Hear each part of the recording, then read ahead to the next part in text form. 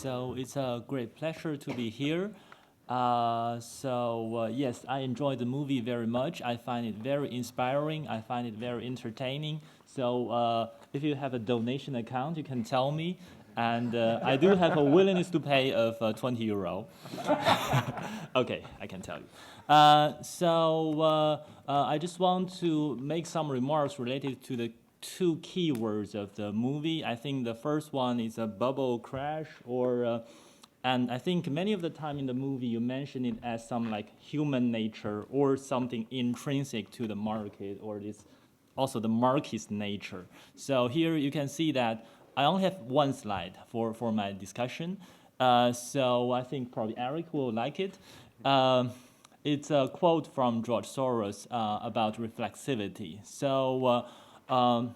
I think probably for many of people here, you are pretty familiar with this concept. Namely, what we see from the market is that typically we can differentiate between two kinds of expectation feedback systems. Namely, you have negative feedback, where the market goes to the opposite direction as the average expectation goes. And it's clear that this negative feedback system is self-correcting. Namely, if you deviate from the equilibrium, you are punished. So people has an incentive to correct their mistakes. While unfortunately, so basically this negative feedback market is just the traditional callback economy. Namely, the producers make a prediction, and if they predict the price to be high and produce a lot, that drives the price down. And that's also the place where John Moose first derived the rational expectation hypothesis. So as far as we can see, it works perfectly well there. But unfortunately for financial market, most of the times, it's the other way around. So it is the positive feedback thing. Namely, the expectations are self-fulfilling. And if the expectations are self-fulfilling, once there is a deviation, then there's no natural force to correct the mistake. And naturally, there can be a boom and bust. And also recently, I got joint work with Carl Thomas from University of Amsterdam, where we're just curious what happens if we hybrid a little bit of negative and positive feedback. So it's really an experiment. It's very new work. It's rather incomplete, we admit.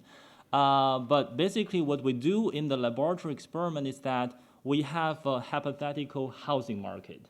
So this is not what really happens in the housing market before the crisis, but this could be something happening. Namely, actually, if you think about housing market, that's a mixture of positive and negative feedback. It's a positive feedback system to the speculators, to the investors, where if they think the price is high, they buy a lot, the price will be high. But it's a negative feedback system to the home developers. Namely, because the supply of the asset is actually endogenous here. So if the home builders, they think the price is going to be high, they build a lot, actually that drives the price down. And we do find that in our preliminary findings that as long as you have not very large, just sufficient supply elasticity, so something like if the negative feedback part has 30% the power of the positive feedback part, you can stabilize the bubble. So without it, there will be huge bubble and crash, but with 30% power, you can stabilize it. So that's my first point. And my second point is, I think the second keywords of the movie is debt or mortgage or risk. So I think there is, it's worthwhile to mention a difference between American and European market. Namely, in some, but not many, some 10 or 11 states in America, you do have the non-recourse mortgage. That's also probably the only place you have non-recourse mortgage in the world. Namely, in these 11 states, if the mortgage borrowers default on their debt, they can just walk away from their houses. So the banks can seize the house and sell it. But if the value they get from the auction is insufficient to pay back the whole amount, then the banks has no further right to seize the borrower. So if we think about it from the micro contract theory or incentive theory point of view, this is just insurance, and it creates moral hazard. So I also have a recent work where I examine the influence of a non-recourse mortgage on the housing price dynamics in American cities. So I use 100 largest MSAs in America.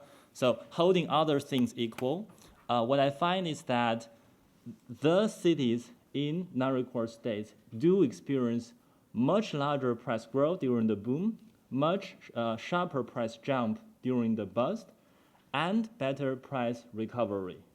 So again, I cannot oversell my result.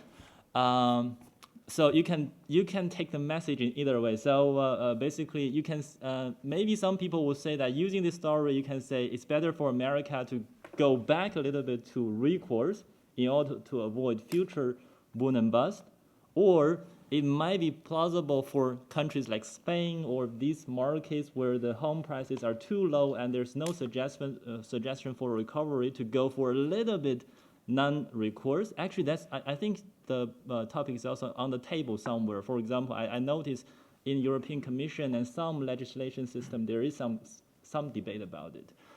So you can read it in either ways, but I keep silent about it.